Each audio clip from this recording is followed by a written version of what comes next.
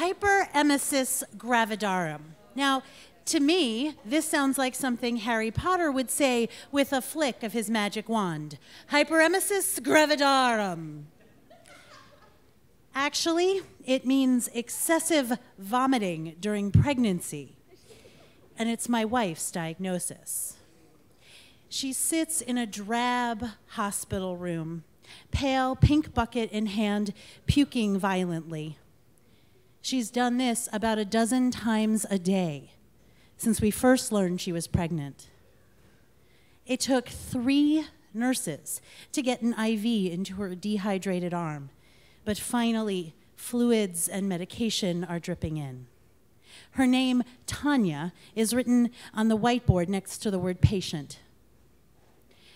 I want more than anything to make this easier for her. So, naturally, I take all of my own feelings and push them way down deep.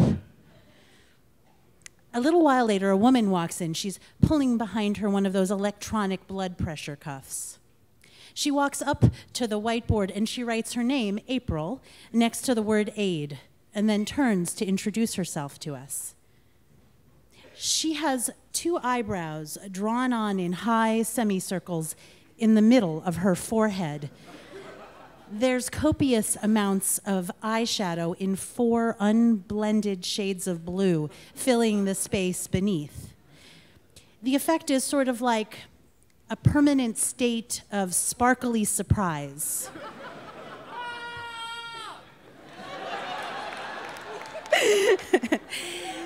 She turns to my wife and asks if she's the patient. Tanya says, yes, and this is my wife. Wife. That is a word we have very carefully selected because unlike girlfriend, partner, lesbian lover, wife usually connotes to the medical staff at the hospital the exact nature of our relationship. Usually. Not this time. April looks at us and says, so which one of you is the husband? The husband? No, neither of us are the husband. We are both the wives. We're married to each other. April's still confused. It's like the idea of a pregnant woman and a butch dyke just can't kind of fit together in her mind. And so she asks again, which one of you is, the man? Tanya looks at me like, I just can't do this conversation right now. And I get it. But I also know that for the next 10 hours of all the staff we will see at the hospital, we'll get to know April the best. And we're going to really come to rely on her. Plus, I like to think of myself as calm, cool, and collected in these types of situations. The rock of every crisis. That's me. So, I force a smile onto my face. April, so there's no man, there's no husband. We are married to each other, making us both wives. And Tanya's pregnant. Yeah, and when the baby comes, we're going to both parent this child together. April pauses to ponder this for a moment and then turns to me. 2 moms? Yes, 2 moms. April turns and leaves.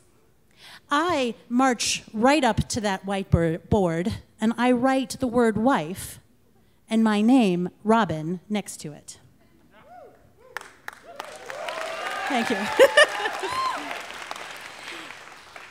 Later on in the pregnancy, Tanya develops another complication called preeclampsia. Now, everything I know about preeclampsia, I have learned by watching Downton Abbey. So for fans of the show, you'll remember poor, sweet, innocent Sybil.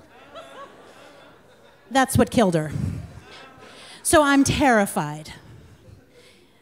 What preeclampsia means for us is that after 6 days in the hospital, my amazing, fantastic wife delivers our daughter by C-section a month early. And the baby's beautiful, big wide eyes. Yeah.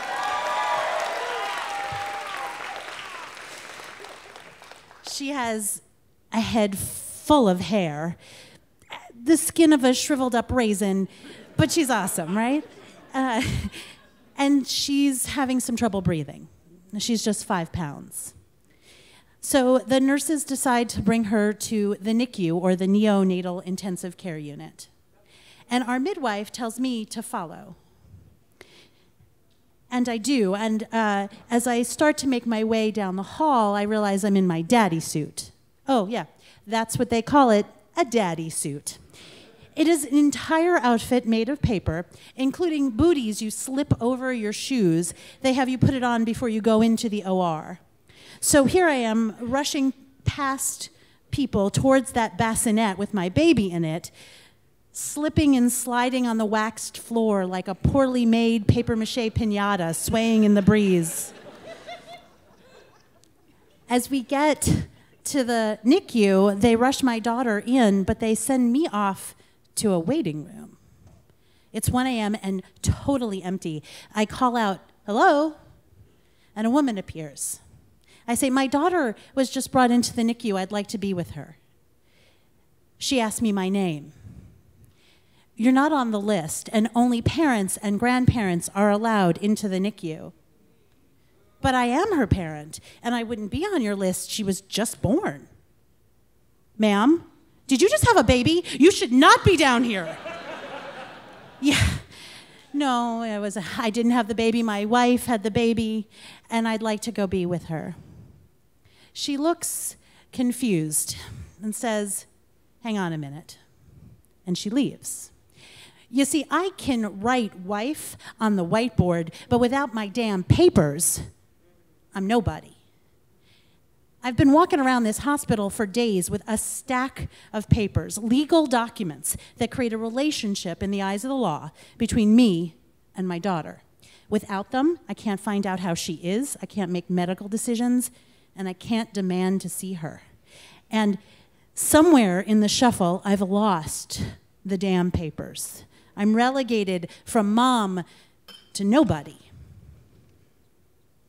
I start getting more and more nervous, and I start pacing back and forth. Is the baby okay? What if something's really wrong? Will they just let me back to see her? And the rustling of the daddy suit seems to alert someone else that I'm here. This is a new woman who lets me back. I find my baby being worked on by 2 nurses. They're pounding on her chest, trying to clear the fluid from her lungs, which they tell me is absolutely normal for a preemie and not to worry. They stress the importance, however, of coming back every 2 hours on the dot for feedings, so I can do skin-to-skin contact. So, as much as I hate to, I leave her and make my way back to check on Tanya. She can't leave the hospital bed for 24 hours. She's on a mix of medication, one to protect her from the preeclampsia, and the other to dull the pain from the C-section. The combination has left her high as a frickin' kite. Her grip on reality is tenuous at best, and I hate to leave her. So every 2 hours, I make this journey between my wife and my daughter and back again. And to do it, I have to go through this locked unit. It's got locked doors on either end, and maybe it's my 3rd or 4th time. I walk up to the intercom and press the button. Katcher for the NICU. I hear back through the intercom, "I've already told you, you can't come through here." So I beg and plead through the intercom and the security camera until the doors open. And as I walk down the hallway, she calls me. "I've already told you, you can't walk through here." I go over and I just keep trying to explain to her who I am. And she keeps explaining the rules. All visitors have to go through the other building. I've been living in this hospital for 7 days. I haven't slept in 2, can't remember the last time I ate. And so I say, I am not a fucking visitor.